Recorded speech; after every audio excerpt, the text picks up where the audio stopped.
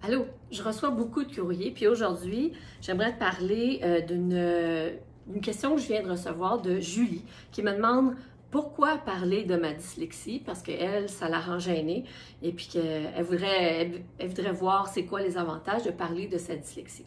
Alors Julie, il y a 5 raisons pourquoi il faudrait parler de sa dyslexie.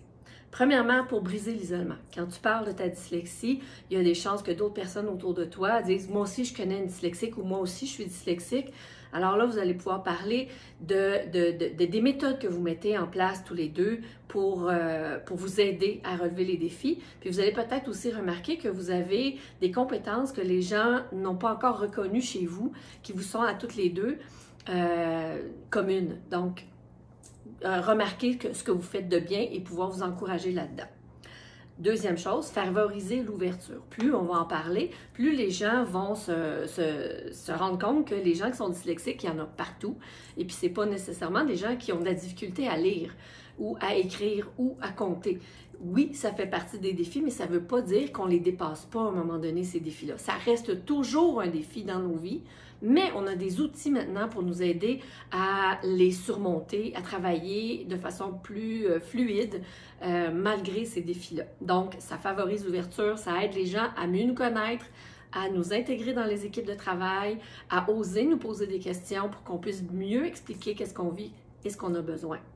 La troisième raison, c'est mieux comprendre ce que c'est. Comme je disais, il y a bien des gens qui pensent que la dyslexie, ce n'est qu'un problème de lecture, mais c'est pas nécessairement juste ça.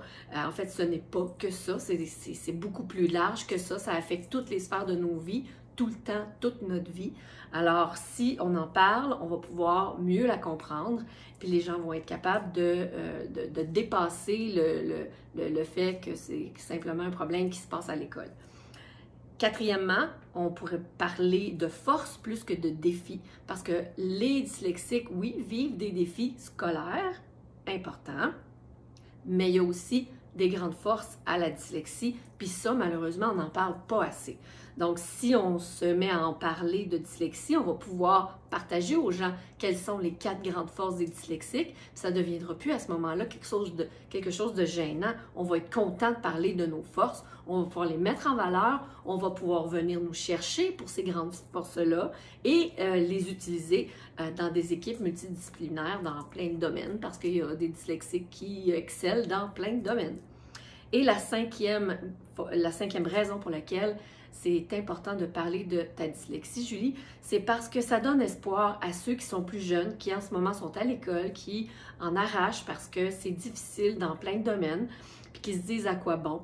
Alors, pour leur donner de l'espoir, que c'est facile et que c'est faisable, pas facile, je rectifie, que c'est faisable d'avoir une belle vie et de réussir sa vie malgré les défis et parce qu'on a des grandes qualités, des grandes forces.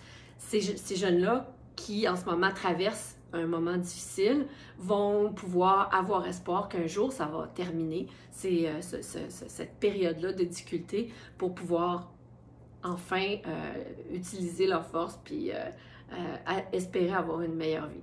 Alors, j'espère que ça répond... Voyons, tu vois, ça, c'est ma dysphasie. Donc, j'espère que ça répond à ta question, Julie, et que vous allez continuer à m'envoyer d'autres questions parce que vraiment, ça me donne envie de vous répondre puis de communiquer avec vous. C'est fun, on en parle. Il est à temps.